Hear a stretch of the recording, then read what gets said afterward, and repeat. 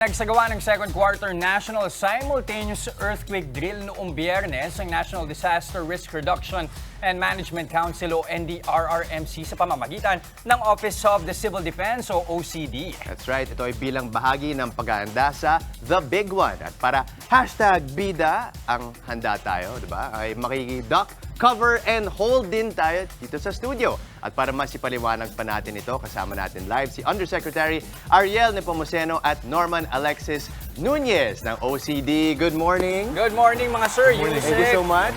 Good morning, good morning. Ito siguro para lang mapaliwanag muna natin, bakit ba natin pinaghahandaan yung mga ganitong panahon, Yusek? Ang layunin natin, makaligtas tayo, yung mga kababayan natin lalo na huwag masaktan or masawi kapag nagkaroon ng malaking lindol. Kasi ang lingid sa kaalaman ng marami nating kababayan, lagi nating napag-uusapan kasi yung The Big One. The Big One, oo. Yan maaaring mangyari kung gumalaw yung tinatawag na West Valley Fault. At maaaring magkaroon ng 7.2 magnitude yung lindol. Okay. Ang hindi alam ng karamihan, isa lang yan sa 18 mga active fault systems ng buong bansa, 18. So ibig sabihin, may 18 posibleng dahilan kung bakit pwede magkaroon ng malalakas na lindol. Hindi lang sa Metro Manila. Kaya yung Big One, Metro Manila yon, kasama ang Bulacan at Calabarzon sa South. Pero maaaring mangyari ang malalaking lindol sa iba't ibang bahagi ng bansa. Naranasan na natin yan. Totoo. In fact, parang kung hindi ako nagkakamali, yung estimate is that possible, mga nasa 30,000 yung maging fatalities sa The Big One pa lang. Yes. Yung pag-aaral dyan was done 2004. Naku, tagal na nun. 20 years ago. Oo. So, meron na mga updates na ginawa from 30,000 na maaaring masawi. Meron mga pag-aaral na maaari pang 52,000. Oh, wow. 52,000. At yung masasaktan naman ng malubha, 160,000 plus. Okay. Kahit nung COVID, di natin dinanas yun ng isang Yes. saglit, Totoo. ganun karami. Okay. So, kailangan talaga maging prepared tayo. Tama. Okay. Okay. So, ano ba dapat gawin sakali makaranas ng lindol? Oo. Yes, Lagi natin sinasabi, duck, hold, cover. Totoo pa ba yun? Totoo yun. Effective pa rin. Importante yun. Kasi yung pagsasanay na yan, kailangan maging automatic sa mga kababayan natin. Kasi madalas nangyayari, kapag may lindol, di ba, pinapakaramdaman mo pa kung malakas o hindi. Dapat, gawin mo na kagad. Okay. Sige, paano natin gagawin ng duck, hold, cover? Norman, yan. Okay. Si demo natin. Si Norman. So, syempre, kailangan nating alalayan or alagaan yung ulo natin if ever magkaroon ng earthquake. Then, let's find a sturdy place para maging safe tayo. Okay, If ever ano yung mga earthquake. sturdy na pwede nating pagtaguan? Usually, lamesa, yung Okay. Na malaki. hindi salamin, ha? Na hindi Madalas salamin. kasi Oo. karamihan. Kasi Okay, pwede rin bumagsak sa ulo. Ideally, kahoy. Ganun ba? Yep. Ideally, kahoy. Okay. Then, let's duck, of course. Yeah. Duck. Okay. Then, let's go under the table. Tama. Let's cover. Then, don't put your hands dito kasi pwedeng maipit. Oo. So, hold in on the legs para rin maging sturdy lalo. Then, be cautious sa ulo. Yung Then, Okay. expose. wait for it to Kasi finish. kailangan hawakan to kasi baka sa andar ng lindol, Mag-shake din or Yes. mag-mawala mawala, yung lamesa. mawala. Exactly. Wala ka ng cover. Oo.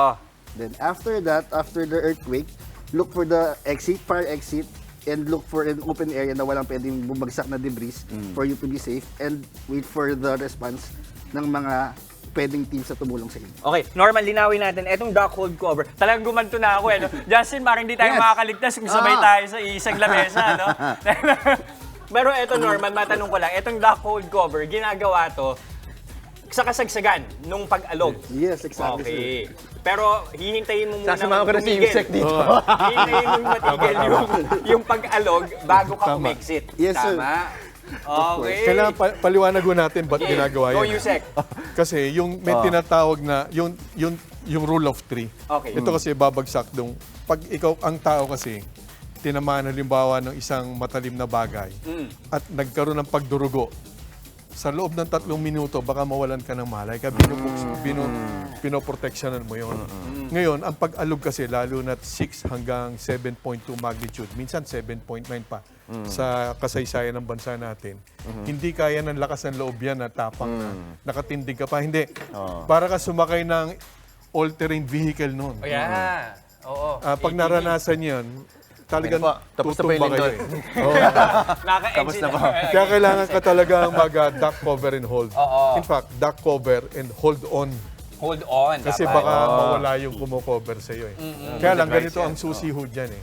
Dapat, kagaya nga, nandirito ka o kaya lumabas kayo sa restaurant o sa bahay nyo o yung mga bata nasa eskwelahan, tingnan na kaagad yung paligid. Saan kaya yung may... Huwag nyo hintayin magkalindol, tsaka kayo maghahanap. Hindi mangyayari yun. Oo. Mindfulness o awareness.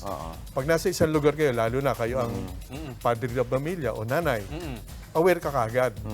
Huwag magkahiyaan. In case of lindol, doon tayo tatakbo ha, doon tayo exit. Oo, Mga parang ganun. kung nasan man. Aware ka dapat agad. Tama naman, Yes, kahit yes. saan ka man magpunta, dapat ganun na rin yung mindset. Lalo na kung alam mo nga naman may mga active fault systems tayo dito sa bansa. Palawan lang ho ang walang active fault system. Palawan lang. The rest of the country, meron. at apektado. Meron. Okay. So kanina sinabi natin, duck cover and hold. So after nun, exit, meron bang tamang proseso o paraan pag mag-exit, Norman? Kailangan lang hindi nagpapanik. Okay. Then, fire exit, don't use elevators. Then, open area para makita kung may babagsak na debris. Other than that, that's it. Pwede rin tulak yung ano, no? So for Pero example, tas pag lumayo rin kayo doon sa mga yung mga glasses. Okay, may chandelier. Kaya dapat, again, hindi yan instant. Pag inisip mo yan habang nagkakalindol, di ka na makakapag-isip. Maalog yan eh. Naalala ko dati nung bata ako, may tinuturo. Pumunta ka kung saan may poster, may touring ganon, or something like that. Kung saan yung pinaka-strong na foundation ng bahay or structure. Tama pa rin po ba yun? Tama pa rin yan. Ayun. Tanong ko lang, so okay din ba to? Na parang i-move mo din yung buong sila. diba? Alam mo, feeling, for me, instinctive yun, di ba? Parang, pag wala ng ibang cover, edi, dadalhin mo yung cover. Yung ho kasing balance eh. Oo. Pag tinesting nyo, Oo. pag nakaload kayo, mas kaya yung... Pag maalog ho Pwede. talaga. I-invitahin ho namin maalog. kayo minsan sa simulation, Ayan. simulator namin. Pag ho nakaupo kayong ganon, ang tendency pwede kayong mabuwal eh. Ito, may tanong ako bago tayo mag-promote. Di ba kadalasan pag may mga ganitong emergency, kung saan mang sakuna, lagi niisip, iligtas muna ang sarili bago ang iba. Nag-a-apply pa rin ba yun pag panahon ng lindol? Hindi, again, ang susi dito, planuhin nyo eh. Yun, Depende kasi, halimbawa may baby doon, exposed. Kaya dapat aware kayo kagad, automatic. Meron ba kayong kasama na naka-wheelchair? Dapat planuhin nyo talaga. Planuhin na yun Depende ang ho talaga. Okay. Maraming salamat, Yusek. Imbitahan natin ang mga thank you rin kapatid natin. Paano ba sila mas mapapalalim pa yung kaalaman nila tungkol sa pag-handle ng mga ganitong sakuna? Ang susi rito yung pagpaplano. Bago pa man magkaroon ng lindol, aralin nyo na yung bahay ninyo o restaurant o pag nagpunta kayo sa hotel at bisitahin nyo rin yung GeoRisk Philippines o yung Hazard Hunter Ayan. Philippines. Makikita niyo yung mismong address ninyo ng bahay ninyo kung gaano kayong kalayo doon sa tinatawag na mga hazards. Yung paglindol, fault line, pagbaha o yung landslide prone areas. Aralin nyo na bago pa man magkaroon ng kalamidad. Importante maligtas yung sarili ninyo upang maligtas nyo rin kagad yung mga mahal nyo sa buhay. Okay. Thank you very much. Muli, Undersecretary Ariel Nepomuceno at Norman Alexis Nunez ng OCD. I'm sure yung mga kapatid natin dito marami ring natutunan this morning. Thank you po. Thank you. Thank you.